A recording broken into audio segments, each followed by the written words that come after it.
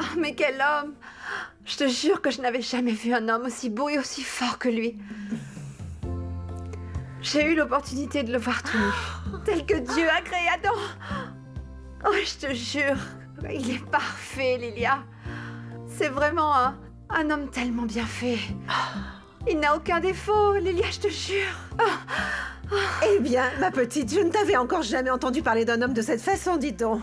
Bon, je dois dire qu'au début, je n'étais pas aussi émerveillée. Parce que c'était un type sale et qui sentait mauvais. Mais après, il a demandé s'il pouvait se doucher. Et il s'est tout simplement transformé en Adonis.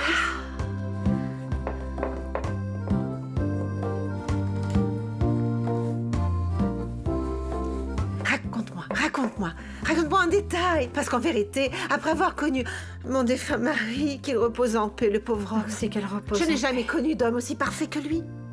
Il est vraiment si beau que ça. Ah, Lilia, il est supérieur à n'importe qui. Tu vois, à côté, le docteur Valencia et le commissaire Campos sont deux petits cafards comparés à ce grand gaillard magnifique. Oh, ses pectoraux tellement beaux. Et quels bras. Et quelles jambes. Et qu'est-ce que je pourrais te dire de plus?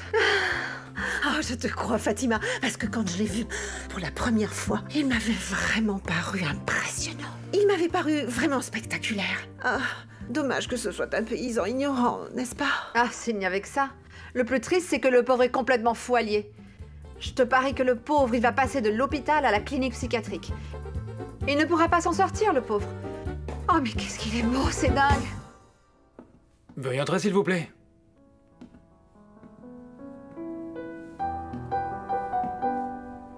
Asseyez-vous.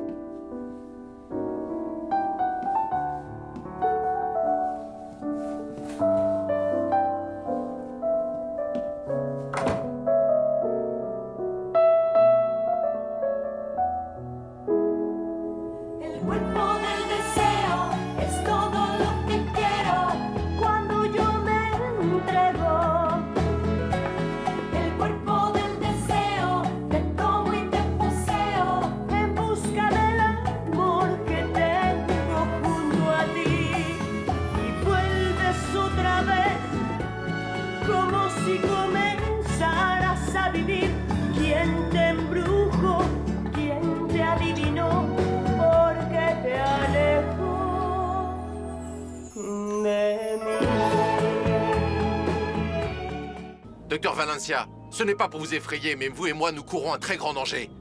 Vous, pour ne pas avoir examiné un cadavre, et ne pas permettre les enterrements sans le processus approprié. Le seul qui va gagner ici, c'est notre curé. Et il va se jeter sur nous s'il nous voit partir de ce village. Écoutez, envoyez Salvador dans un centre psychiatrique et c'est tout.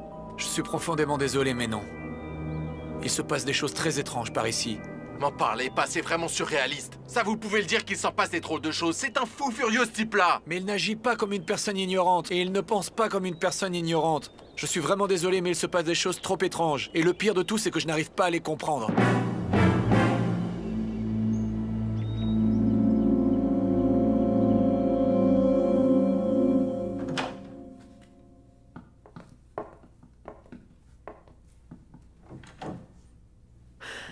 Tu t'es rendu compte maintenant qu'il n'y avait aucune raison de rester enfermé?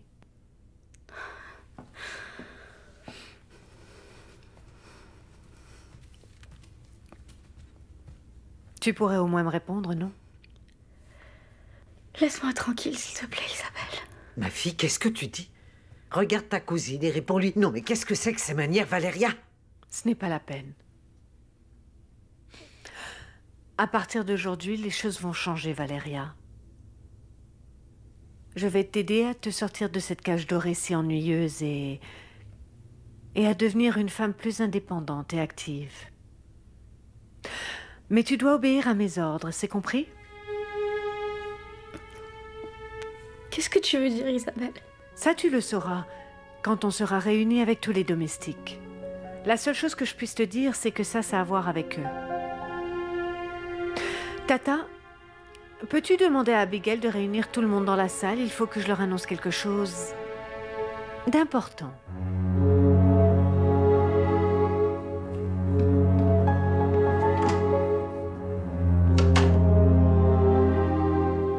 Vous voyez, docteur, Voilà tous les badauds qui viennent voir l'homme ressuscité.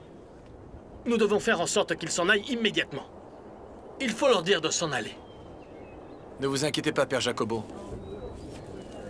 Nous espérons tous qu'il guérisse. Au moins, il a recommencé à manger et il s'habille plus décemment avec mes habits. Vous lui avez prêté des habits? Oui, il a refusé de se vêtir avec les siens. Il dit que les siens le dégoûtent. Eh bien ça alors. Notre homme est devenu exigeant, dites donc. Un mendiant avec son bâton. Eh bien, il va falloir faire attention à lui. Il y a quelque chose qui ne me dit rien qui vaille.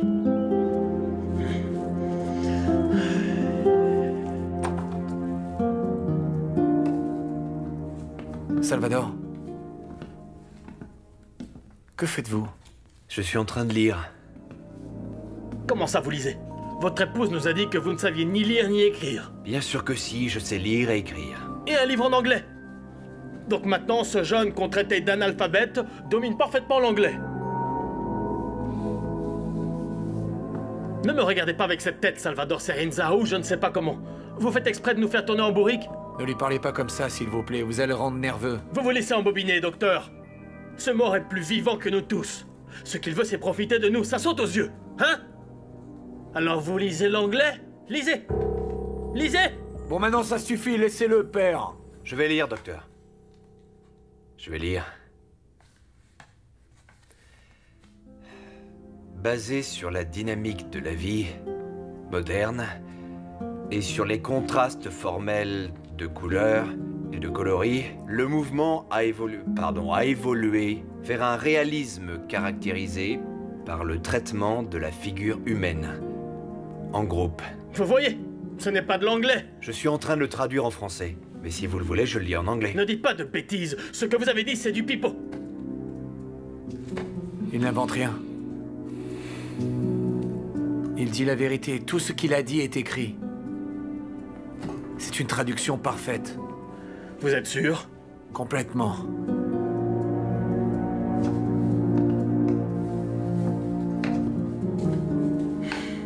Alors, lisez en français. Lisez.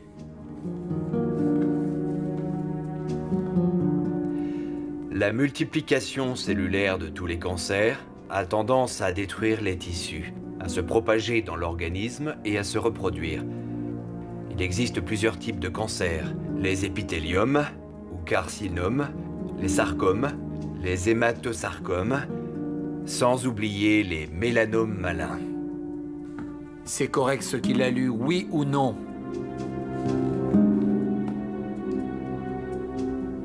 Ce n'est pas possible. Ce n'est pas possible.